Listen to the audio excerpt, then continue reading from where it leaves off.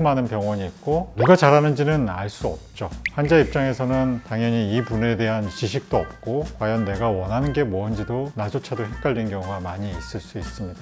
오늘은 나와 잘 맞는 성형병원을 선택하는 방법에 대해서 이야기해 보도록 하겠습니다. 안녕하세요. 코노피 정태영 원장입니다. 반갑습니다.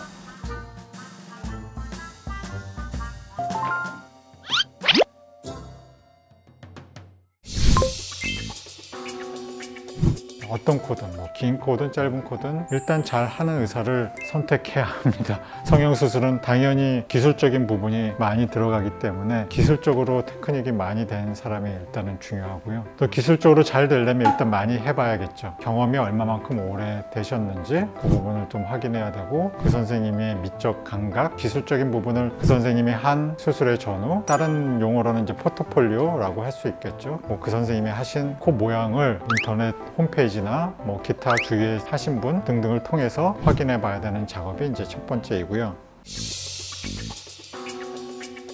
잘하는 분야도 당연히 있고 코 모양이나 어떤 디자인에 대해서도 자기만이 추구하는 스타일이 있기 때문에 환자가 어쨌든 자기 스타일이 확고하다면 내가 추구하는 스타일과 의사 선생님이 추구하는 스타일이 맞을수록 좋아요. 물론 수술을 잘 하시고 경험이 많으신 원장님들은 자기 스타일을 추구하기보다는 조금 화려하게 원하는 환자는 조금 화려하게 해주거나 아니면 자연스럽게 원하는 사람은 자연스럽게 해주거나 이제 많이 맞춰주는데 가끔은 그렇지 않을 때도 있기 때문에 환자들의 입장에서는 내가 추구하는 스타일을 좀 많이 하는 선생님이랑 맞춰가는 게 안전하다고 볼 수 있어요. 따라서 중요한 거는 일단 원장님의 스타일 이런 거를 파악해야 되는데 실장님들이 많이 상담을 하시면 그 원장님이 하는 스타일을 정확히 알 수는 없으니까 원장님 상담이 충분한 병원에서 일단은 하는 게 중요하겠죠. 물론 상담을 잘한다고 수술을 꼭 잘하는 건 아니에요. 의사들의 입장에서도 말을 잘하는 의사도 있고 말을 잘 못하는 의사가 있는데 상담이 별로였다고 수술을 못하는 건 아니지만 그래도 제일 첫 시작 단추는 상담이기 때문에 환자 입장에서는 상담도 의사 선생님과 잘 받는 게 중요하겠죠.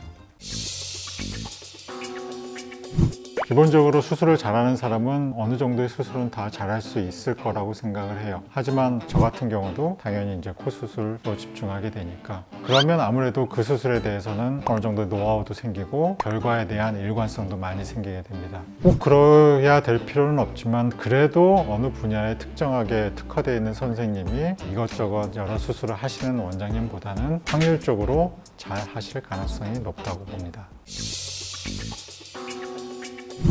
특히 이제 추석 연휴, 무정 연휴가 제일 극성수기. 또 한 가지는 이제 겨울 시즌이 성형외과에서는 좀 성수기인데요. 물론 성수기라고 해서 의사가 잘 못하면 그것 또한 바람직하지 않은 거라고 생각을 합니다. 환자가 많은데도 그만큼 이제 충실하게 이제 수술을 잘 해줘야 되는 거는 이제 기본이라고 생각하는데 아무래도 비수기때 하면 그만큼 의사 입장에서는 여유가 있고 또 여유가 있는 만큼 잘할 수 있으리라고 생각합니다. 조금 더 평이한 기본적인 케이스는 구축코라든지 심하게 휘어진 코 이런 거는 수술 난이도가 어려운 편이기 때문에 수술 시간도 딱 정해진 시간보다는 좀 오차가 나기 쉽거든요. 그러니까 당연히 수술 시간을 여백을 조금 많이 둘 수 있는 시간에 하시는 것이 좋다고 할 수 있을 것 같아요. 여담으로 비수기에는 수술적인 비용도 조금 저렴할 수 있는 가능성이 있으니까 본인의 스케줄에 여유가 있으시다면 극성수기는 피해서 하시는 것이 좋을 수 있습니다.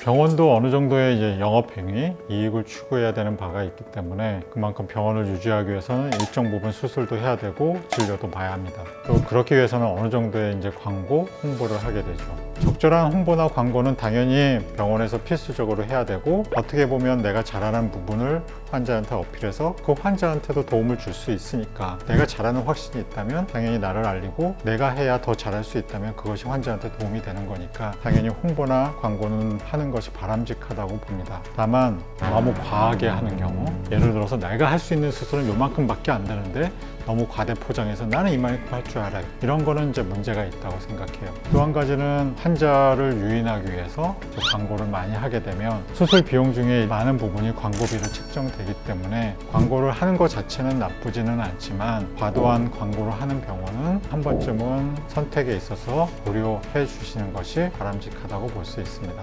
환자 간의 이제 라뽀라고 얘기하는데 잘 맞느냐도 되게 중요해요. 수술도 마찬가지인 것 같아요. 환자가 원하는 바가 내가 추구하는 바와 같고 그 느낌이 맞을 때 아무 말을 안 해도 서로 믿음이 생기고 또 아무 말을 안 해도 환자의 뜻을 되게 잘 받아들일 수 있거든요. 그런 잘 맞음이 되게 어떻게 보면은 중요하다고 볼 수 있습니다.